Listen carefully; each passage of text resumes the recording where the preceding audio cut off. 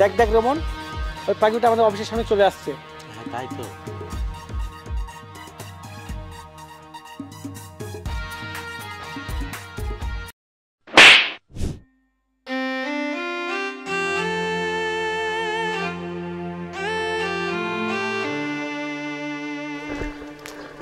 দোস্ত দেখ দেখ দেখ, ওটা আভার মতো লাগছে না? হ্যাঁ ওটা আভাই তো, শিওর ওটা আভা।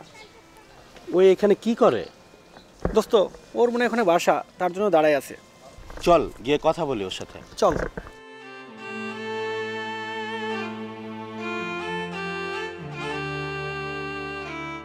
এই তুমি রুমন আর তুমি নাহিদ না? কিরে রুমন, ও দেখি আমাদের চিনতে পারছে? চিনতে পারবে না কেন? ও তো আগে থেকেই জানে আমরা বড় লোক। দেখতি না স্কুলে কিভাবে আমাদের সাথে বন্ধুত্ব করার চেষ্টা করতো?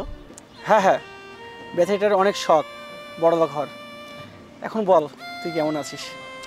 এই তো আমি বেশ ভালোই আছি। তোমাদের কি খবর?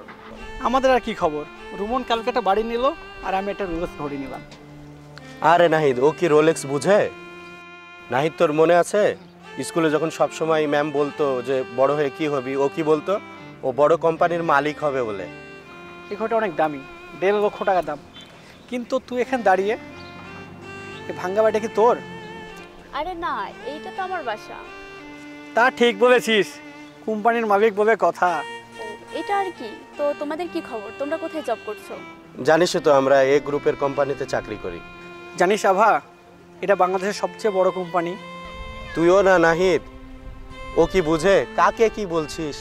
তা ঠিক, তুই একদিন আমাদের অফিসে আসিস, ম্যাডামকে বলে তোর বুয়ার পোস্টটা দিয়ে দিব। তাও তুই বলতে পারবি যে ওই কোম্পানিতে তুইও জব করিস। আচ্ছা রুমন, নাহিদ, কালকে কি তোমাদের সাথে দেখা হবে? তোর সাথে দেখা করার মতো আমাদের সময় নাই। এ নাহিদ চল চল চল, সময় নাই।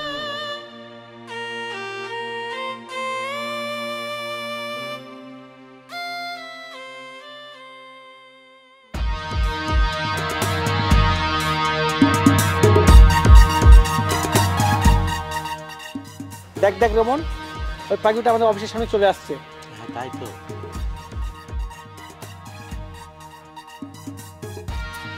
কিরে তোর সাহস তো কম না, আমাদের অফিসের সামনে তুই চলে আসছিস?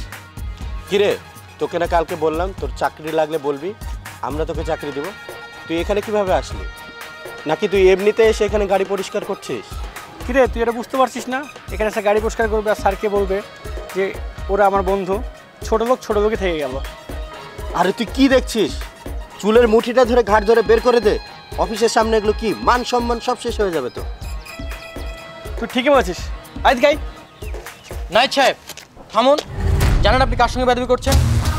স্যার, এই গাড়িটা চুরি করছিল, তাই ওই ঘাট দেখা দিয়ে বাই করে দিয়েছিলাম। স্যার আপনি এখান থেকে যান, আমি চোরটাকে সোজা করে দিয়ে আসছি। নাহিদ সাহেব, আপনি আপনার সীমা ছাড়িয়ে যাচ্ছেন। উনি হচ্ছে এই কোম্পানির মালিক আভা চৌধুরী। আপনি আমি সবাই তার কোম্পানিতেই জব করি। কি বলছেন স্যার? ও তো একটা বস্তির মেয়ে ছিল, আমাদের ক্লাসমেট। চুপ, আমি আর তোমাদের কোনো কথা শুনতে চাই না। ম্যাডাম, আমি একদম দুঃখিত, আমি ওদের পক্ষ থেকে ক্ষমা চাচ্ছি। আমি হচ্ছে আজকেই ওদের চাকরি সাসপেন্ড করার ব্যবস্থা করছি। আমাদের ভুল হয়ে গেছে ম্যাডাম, আমরা বুঝতে পারি নাই। আমাদেরকে চাকরি থেকে বাদ দিবেন না প্লিজ, আমরা না খেয়ে মারা যাব ম্যাডাম। তোমাদের কথা কানে যায়নি? যাও, এখনই চলে যাও, এখান থেকে বের হয়ে যাও, গেট আউট।